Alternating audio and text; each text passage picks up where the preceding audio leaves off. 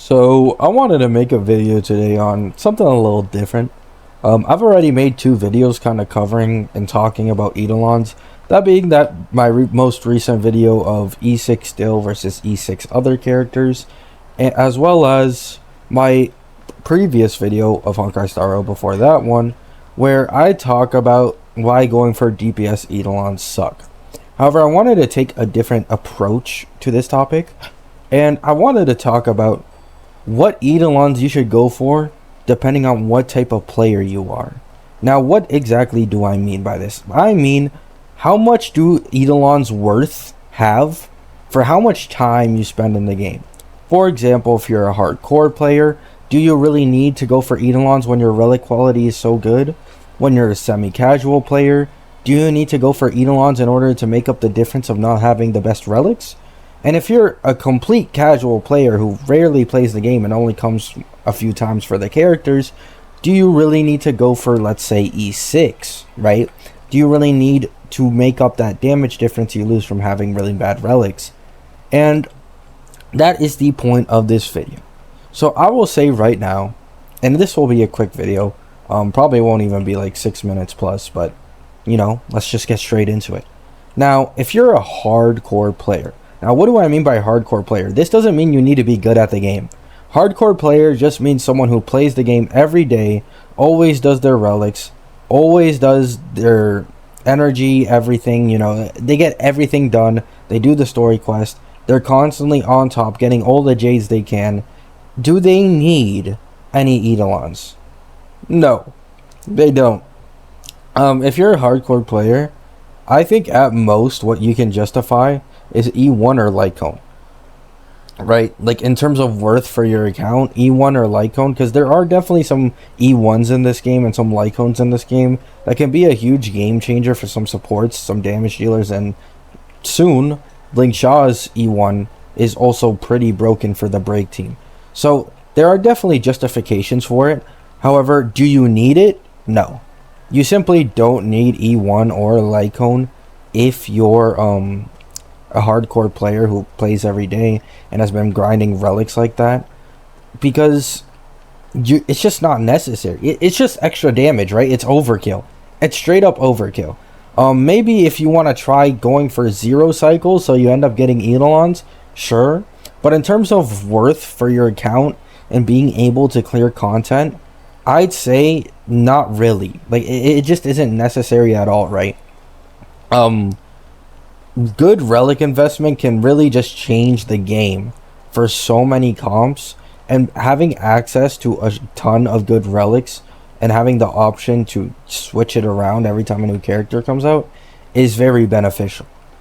Next, semi-casual players. Now, what do I mean by semi-casual? These are the players that I think play 3 to 4 times a day. They might not always do their energy, they might be busy, they simply aren't hardcore, right? They don't actually grind their energy every day, they don't grind their relics every day, and their knowledge on the game is probably a bit less than the hardcore player, right? Now, I think at this level, you go for E2. For at least your DPSs, you go for E2. And then for your supports, you go for E1, at least. I think those Eidolons bring the most value to a semi-casual account, because your relic quality is likely significantly worse than that of someone who plays every single day, so you're likely missing quite a few stats on most of your characters because of that. And I personally believe the most value is E1 and E2 on characters, especially on DPSs. Recently, Fei Xiao E2 allows her to use her ult literally twice as often. Like, it's really, really broken. It's a really good ult. Acheron E2 allows her to run with Sparkle, increases her damage significantly. Firefly's E2 straight up just makes her do double the damage because she takes an extra turn each time she breaks or kills an enemy, on top of getting 15% defense down and no longer needing to consume skill points on her ultimate skill. And for supports, most supports have a really good E1, I feel like. Like Kafka has a good E1, Black Swan has a good E1, Ruan Mei has a good E1, Robin has a good E1. Many of the supports and like these Nihility characters have very good E1s that can make a pretty big difference. So I think it really is worth it to go for these Eidolons to make up that damage difference that you are losing from not having the best of relics. Now, I'd like to say, yeah, it's fine to go for a Lycone. I said it was fine for E0. It's fine for E2 if you're a semi-casual. It's completely cool to go for Lycones. Lycones can be pretty big changers, like damage changers. Robin's Lycone, pretty big change. Ruan May's Lycone, pretty big change. There are a lot, especially these supports, right? These supports are what really matter. I'd recommend always going for Eidolons on supports over DPSs, especially if you're a semi-casual, because every time a new DPS comes out, there's usually a new relic set you're going to have to farm for it. So just going for these supports, farming their relics once, especially since usually farming relics for supports is significantly easier, I'd mostly go for Eidolons on supports over your DPSs, or at least prioritize it that way if I were semi-casual. Now, complete casual players. Now, what do I mean by complete casual? I mean, these guys rarely play the game. They only play it for their enjoyment. They don't care about the time gate. They don't care about relics. They simply get on the game, see a cool new character that they like, and they go on and want to play and clear the content with them. Now, for this, there really is no other option. You have to go for E6 if you want to clear content without ever farming relics, right?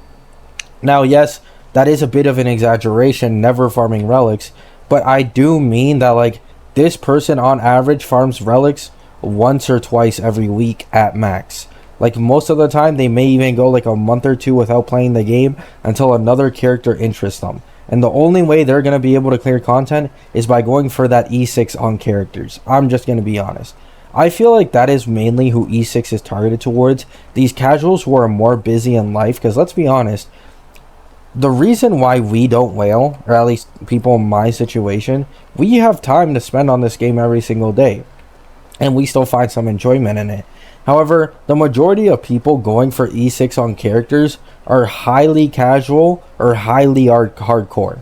There's almost no in between. They're either highly hardcore and make a shit ton of money from some side job, or they're highly casual and again, they make a shit ton of money from another side job. So I think if you're extremely casual and only farming relics once or twice a day while also taking breaks here and then, E6 is definitely the way to go to make sure you can just always clear content just fine.